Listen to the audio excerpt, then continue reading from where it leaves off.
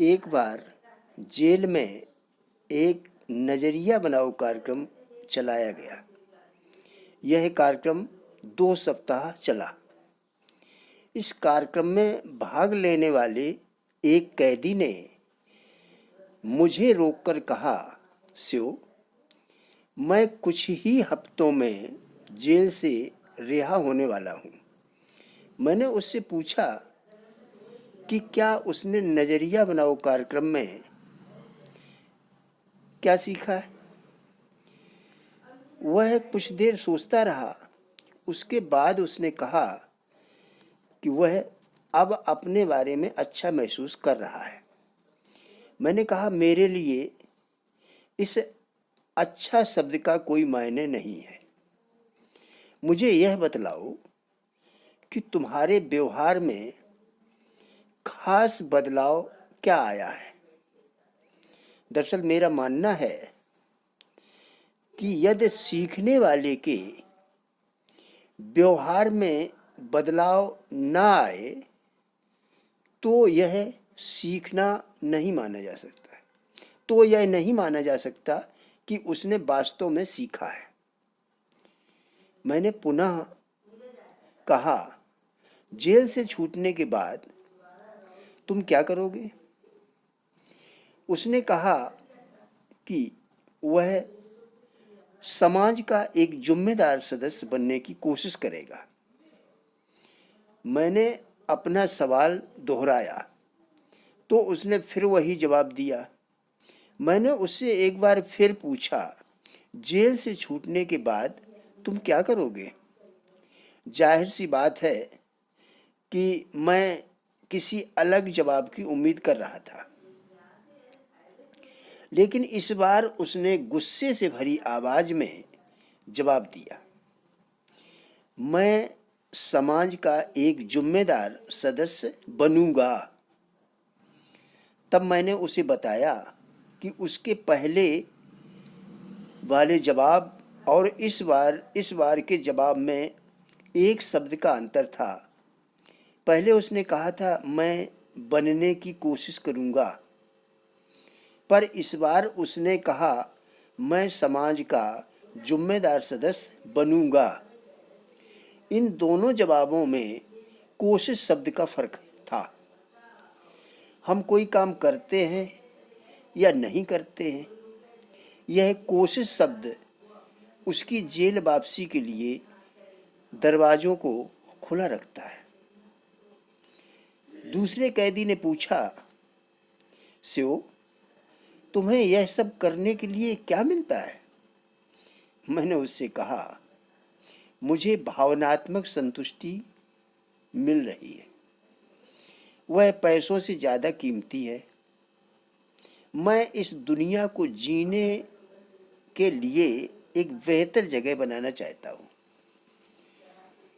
एक और कैदी ने कहा, शिव, लोग जो करते हैं वह उनका निजी मामला है।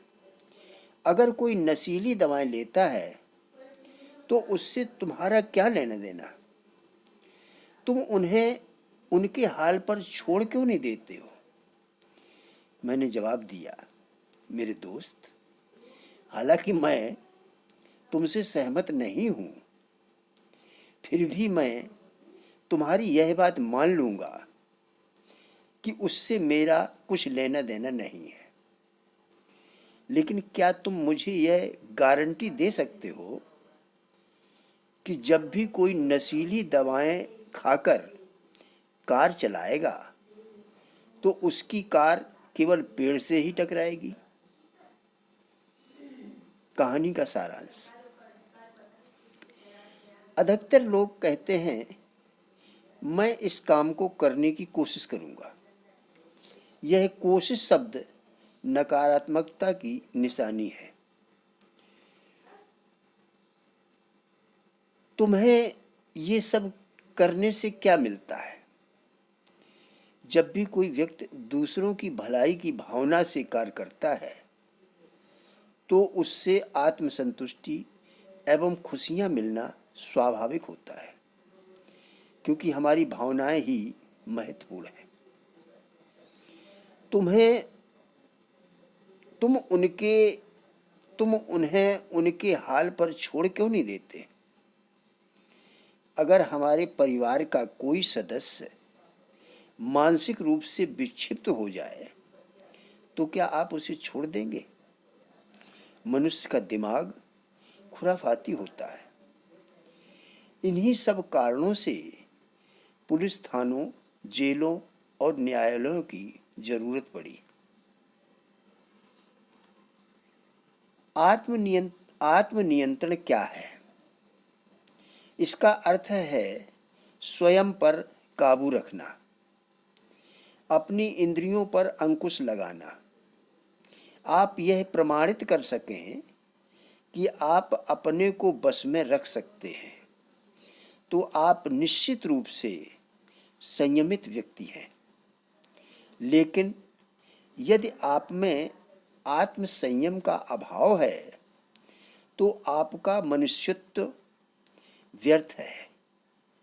कोई भी व्यक्ति जब तक अपना स्वामी स्वयं ना हो, उसके लिए कोई भी महान कार्य कर पाना असंभव है। आत्म संयम ना होने के कारण असंख्य व्यक्तियों के जीवन नष्ट हो चुके हैं। उनमें ऊंची महत्वाकांक्षाएं, विशिष्ट योग्यताएं थीं, उच्च शिक्षा भी उन्होंने प्राप्त की थी, पर वे अपने आप को बस में न रख सके, अतः सब कुछ नष्ट हो गया।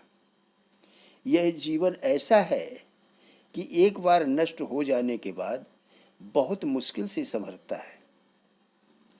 दोस्तों, दो वाक्य क्रमशः जान लो और ठान लो हमारे जीवन को निरंतर ऊंचाई की ओर ले जाते हैं, बशर्ते हम इनको अंतर्मन से स्वीकार कर लें। वीडियो अच्छा लगे तो कृपया हमारे अन्य वीडियो को देखने के लिए YouTube के सर्च पॉइंट पर जाकर RK Bhalatia लिखें और खोल कर देखें। हमारे सभी वीडियो मिलेंगे। धन्यवाद।